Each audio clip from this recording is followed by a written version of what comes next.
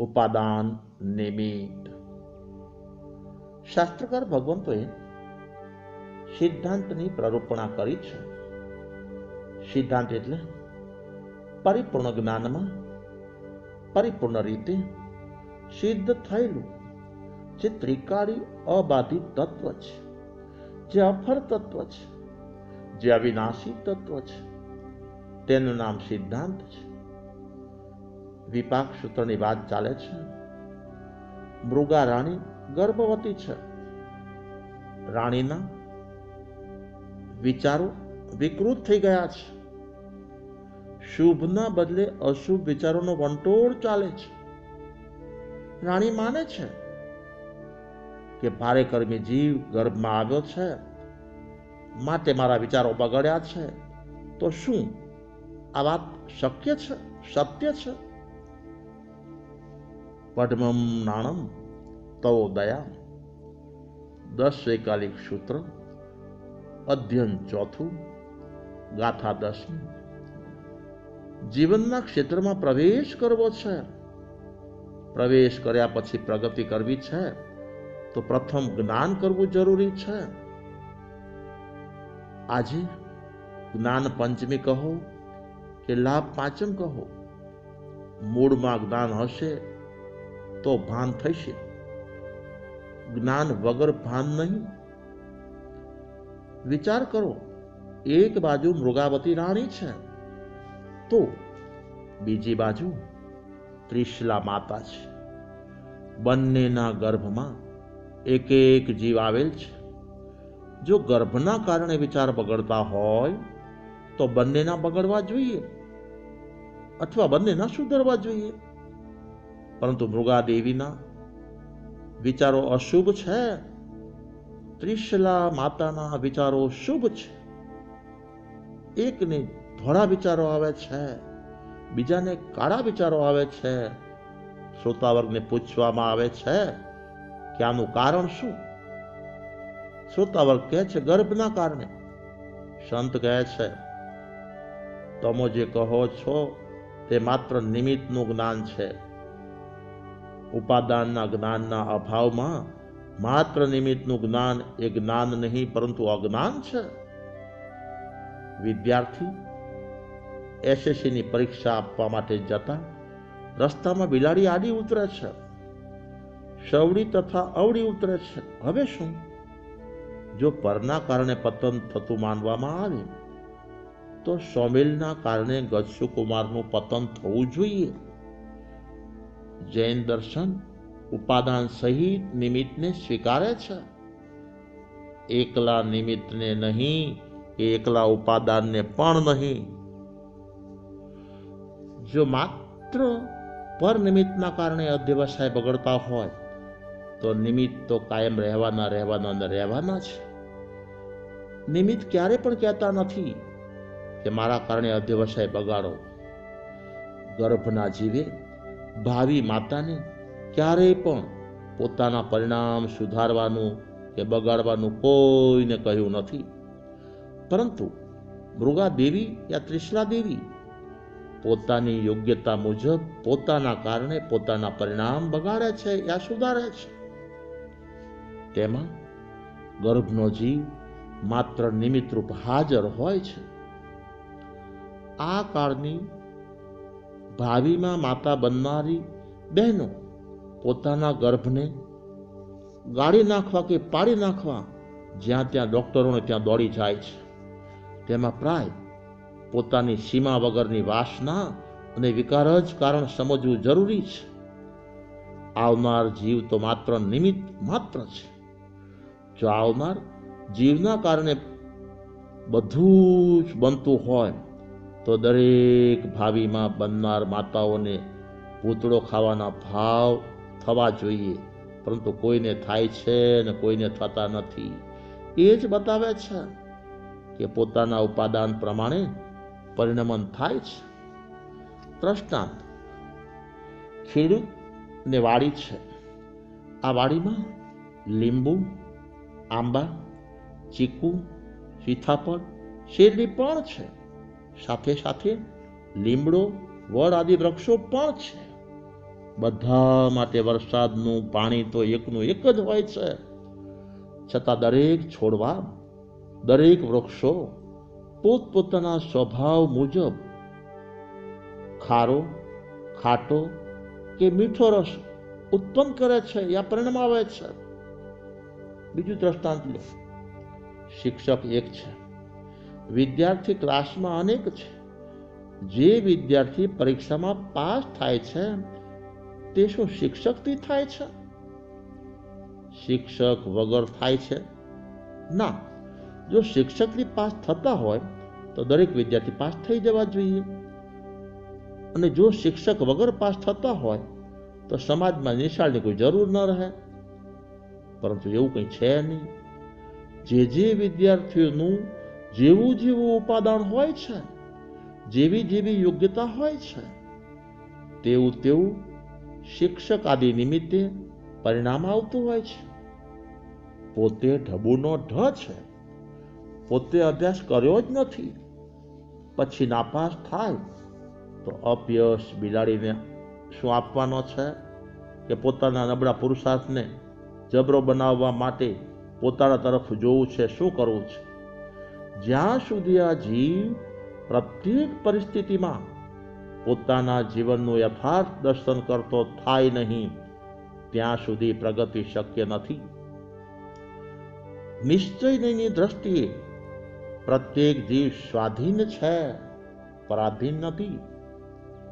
દ્રષ્ટાંત: શંકર અને પાર્વતીજી ફરવા નીકળ્યા છે. સાથે અલમસ્ત ઘોડી પણ છે. સામેથી રમેશ અને રમા પતિ અને પત્ની મળ્યા. રમાને રમેશે કહ્યું, આ બંને બુદ્ધિ વગરના છે. સારામાં સારી ઘોડી હોવા છતાં ટાંટિયા તોડતા જાય છે, પગે ચાલીને જાય છે. પશુ પ્રત્યે પ્રેમ રાખનારા શંકર તથા દયાના પાલક પાર્વતીજી સમાજનો ઉપરોક્ત અવાજ સાંભળી ગયા. વિચારવા લાગ્યા કે અરે, અમે બુદ્ધિ વગરના, મારે તો બુદ્ધિમાન બનવું છે. અનુભવી સંતોનું એલાન છે કે ધમ્મ અપશીખી અબો, ધર્મ આત્મ સાક્ષી ઉપર નિર્ભર છે. સમાજ આપણને બુદ્ધિવાન કહે તો કઈ બુદ્ધિવાન બની જતા નથી, અને બુદ્ધિહીન કહે તો કઈ બુદ્ધિહીન બની જવાના નથી. પાર્વતીજીને બુદ્ધિવાન બનવું હતું, તેથી કહી દીધું કે ઘોડીનો ઉપયોગ કરવો જરૂરી છે. પાર્વતીજીની વાત શંકરે મૌન ભાવે સ્વીકારી ઘોડી ઉપર બેસી ગયા. સંત કહે છે, આ કાળના શ્રીમતીજીની આજ્ઞા થાય અને શ્રીમાન ના પાડી શકે. સભામાંથી અવાજ આવી ગયો, આ ઘરમાં સાથે શાંતિથી રહેવું છે, માટે મૌન ભાવે સ્વીકારવામાં મજા છે, નહીં તો સજા થાય. પછી જુઓ અમારા ઘરવાળાને હસા હસ. પ્રથમ બંનેમાં પશુ પ્રત્યે પ્રેમ દ્રષ્ટિ, દયા દ્રષ્ટિ હતી. અસ્થિર સમાજનો અસ્થિર અવાજ સાંભળીને સ્વીકારવામાં દયા દ્રષ્ટિ ગઈ અને બુદ્ધિવાન બનવાની ઈચ્છા થઈ. શંકરને ઘોડી ઉપર બેઠેલા જોઈને મનુ અને કનુ બોલી ઉઠ્યા. પોતે તગડા જેવો થઈને ઉપર બેઠો છે અને પોતાની ટેટા જેવી પત્નીને બિચારીને ચલાવીને તોડાવી નાખે છે. હાય પુરુષની સુખશીલતા! પુરુષ કેવા સુખશીલ્યા છે! પાર્વતીજી કહે છે, આ સમાજના આત્માઓ મારા સ્વામીનાથ માટે આવું બોલે તે હે સ્વામીનાથ, હું કેમ સાંભળી શકું? શંકર કહે છે, મેં તો તને કહેલું જ છે કે સમાજના જીવન ધોરણના સ્ટેજ નીચા છે, સાધકના જીવનના સ્ટેજ ઊંચા છે. નીચલા સ્થાનવાળા ઉપરના સ્થાનવાળા સાધકને સમજી શકવા મુશ્કેલ છે. તેમ છતાં તમારી સમાધિ માટે કહો તે કરવા હું તૈયાર છું. પાર્વતીજીએ કહી આપ્યું, આપ નીચે ઉતરો, હું ઘોડી ઉપર બેસું. પાર્વતીજી બેસી ગયા. જ્યાં થોડાક આગળ ચાલ્યા ત્યાં તો હસુ ને હસુમતી સામે મળતા બોલવા લાગ્યા. આજના બૈરાઓ માથા ભારે જોવા મળે છે. બિચારા ભાયડાને નોકરની જેમ રાખી પોતે શેઠાણીની જેમ ઘોડી ઉપર ફરે છે. હાય હાય, આ બૈરી એ શરમ વગરની લાગે છે. આ ગરમા ગરમ બરાડથી પાર્વતીજીનું હૈયું શેકાઈ ગયું. પગમાં વાગેલ કાંટા કાઢવા હેલા છે, પરંતુ વચનરૂપી બાણના કાંટા કાઢવા બહુ મુશ્કેલ છે. પાર્વતીજી તો સમાજનો અવાજ સાંભળીને થીજી જ ગયા. હે નબળા મનના માનવીને રસ્તો કદી મળતો નથી, અડગ મનના માનવીને હિમાલય નડતો નથી. નબળા મનના માનવીને રસ્તો કદી મળતો નથી, અડગ મનના માનવીને હિમાલય નડતો નથી. મૂંઝાયેલા પાર્વતીજીના કહેવા મુજબ હવે તો બંને ઘોડી પર સવાર થઈ ગયા. માત્ર એક સામે ગામ પહોંચવાનું કામ છે. કામ એક છે, અવાજ અનેક છે. કોઈ પણ કામ કરવું સહેલું છે, પરંતુ સમાજના અવાજને પહોંચી વળવું બહુ મુશ્કેલ છે. આગળ વધતા શાંતાબેન અને શાંતિભાઈ સામેથી મળ્યા. હાય હાય, દયાહીન આત્માઓ છે. બંને ભેગા બેસીને બિચારી ઘોડીને મારી નાખશે. લજ્જાહીન, દયાહીન ભાયડા કે બાયડીને ભેગા બેસતા શરમે આવતી નથી. હાય સંસ્કૃતિ રે સંસ્કૃતિ. સંસ્કૃતિનો નાશ એ સંસ્કારનો વિનાશ છે. આ બંનેનું વજન ઘોડી કઈ રીતે બિચારી ખમી શકે? કહેવાતા મોટા માણસો પાસે હૃદયનો અભાવ જ હોય છે.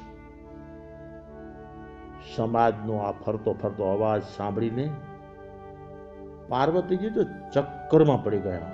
તારું કરવું શું? તેનો નિર્ણય કરવો એ એમના માટે કોયડો થઈ ગયો. મૂંઝાયેલા પાર્વતીજીને સ્થિર કરવા માટે શંકરે મીઠાશ અને મધુરાશથી કહ્યું, દેવાનું પ્રિયા, જુદા જુદા સમયે સમાજનો જુદો જુદો અવાજ એ તો નિમિત્ત માત્ર છે. આ બાબતમાં તમે જે માનસિક સમતુલા ગુમાવી છે તે તમારા નબળા મનોબળના કારણે છે. સમાજના વિવિધ અવાજના કારણે નહીં. જો સમાજના અવાજના કારણે મન અસ્થિર બનતું હોય તો મારું પણ બની જવું જોઈએ, પરંતુ મારું મન તો મક્કમ છે, નબળું બન્યું નથી. એ બતાવે છે કે પોતાનું નબળું મન એ આંતરિક કારણ છે અને સમાજનો વિવિધ અવાજ એ તો બાહ્ય કારણ માત્ર છે. મૃગા રાણીના જે વિચારો બગડ્યા છે તે પોતાના નબળા ઉપાદાનના કારણે બગડ્યા છે. આવેલ ગર્ભનો જીવ તો બાહ્ય નિમિત્ત કારણ માત્ર છે. ત્રિશલા દેવીનું પોતાનું ઉપાદાન સાનુકૂળ છે, તેથી શુભ ભાવનું સર્જન થયા કરે છે. જો અન્યના કારણે અધ્યવસાય બગડતા જ હોય તો પાપી પાલક 500 શિષ્યોને ઘાણીમાં પીલતો હોય ત્યારે દરેક સાધુઓના અધ્યવસાય બગડી જવા જોઈએ, પરંતુ કોઈ સાધકના અધ્યવસાય એક પણ બગડ્યા નથી. સૂર્યકાંતાએ પોતાના સ્વામીનાથને ઝેર આપવા છતાં પરદેશી રાજાની વૃત્તિ કે પ્રવૃત્તિમાં ઓટ આવી જ નથી. આ આગમ જ્ઞાનને સમજી જે સ્વયંની સ્વતંત્રતાનું જ્ઞાન ભાન કરી સ્વસ્વભાવમાં ઠરશે તે જરૂર સુખી થશે. બસ આજે આટલું. રામધામ ટુવા સંવત 2077 કારતક સુધી પાંચમ જ્ઞાન પાંચમ ગુરુવાર તારીખ 19/11/2020.